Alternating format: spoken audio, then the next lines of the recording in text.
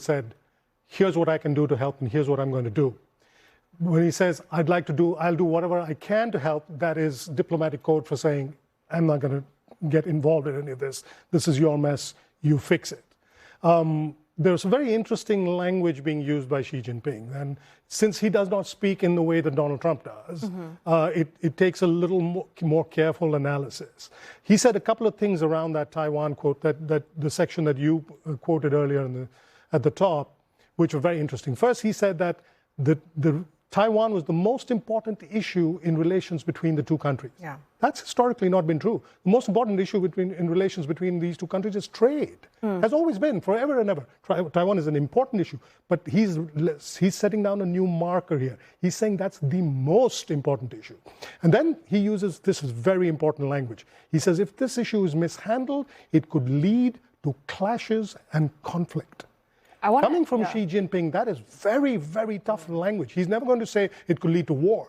But that's as close as the president of China is ever going to come to saying that. That's very, very tough language. And he doesn't use this language with previous presidents. He doesn't use this language with Trump before. But what's the why? Why well, he's right sensing weakness here. He's sensing that Trump is weak. He knows Trump has come to Beijing with his hat in his hand. He needs Xi Jinping for all kinds of reasons, economic reasons and geopolitical ones.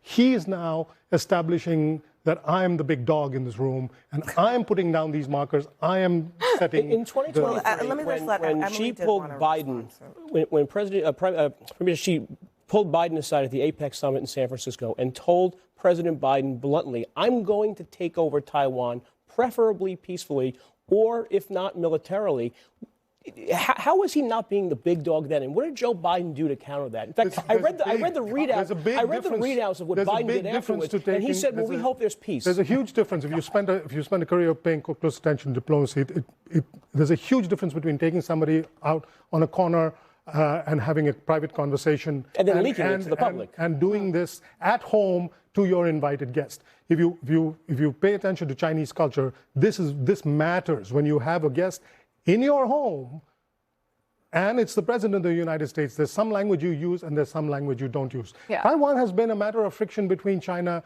and the United States forever and ever. But there's a reason why, and this Chinese president has been there a long time. He's run through several American presidents. There's a reason why he doesn't do this in the past, and he's doing it now. Well, first of all, Trump went on his turf in his country and sat at his place with the very warm greeting, I might add. And I really didn't expect things to go this way, but I believe that she is just using the theatrics to make him look good in front of the Chinese media. But let's be real. If there's a big dog at any table, it's President Donald Trump. And no, let's be honest with ourselves. You might not like him, but you have to agree he is crazy and nobody wants to mess with him. And in a world full of crazies, you might just have to no, of course. First of all, our military capabilities has just been proven with Iran. We've interjected arguably in too many wars, and if there's one person who really is not in a place to be making demands, it's President Xi. So that's why I just believe it's all words. He's not going to do anything. I agree with the U.S.'s stance on the ambiguity when it comes to Taiwan. I also feel that they're choosing that way because I don't believe they actually think Xi will do anything. So why create unnecessary tension for no reason? Donald Trump's own behavior has endangered Taiwan. Donald Trump has bombed 10 countries in 1 year. 8 of those 10 have fewer than 100 million population. 7 of that 8, less than 50%. He's picking on small players. What does that message send to other big, powerful countries about other countries that they may want to invade? Exactly. What does it say to Russia about Ukraine? Why are you talking about all the ceasefires I'm just saying. You're focusing on when you start the war and then you stop it and call that a problem. Wait. Excuse me. None of these wars started under Donald Trump. The 10 bombings started under Donald Trump. Obama dropped the bomb every 27 minutes. On 10 countries? Hold on a second, Emily. You don't know the answer to that question. That's what the problem is. Okay, let me just So a couple things. Joe, you've forgotten that Biden actually was routinely criticized for taking too tough a line on China and Taiwan. So the exact opposite of what you're saying. What did he do after he was told that? Bingo.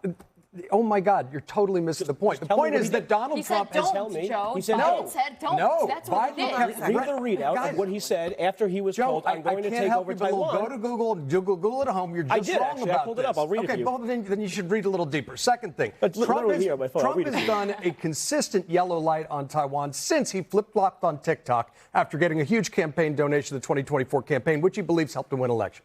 Third, she is bringing him into sort of a strategic patience détente mindset, using rare earths as a way to sort of mollify the U.S. That is not a position of strength. He's got time on his side because he's a dictator for life.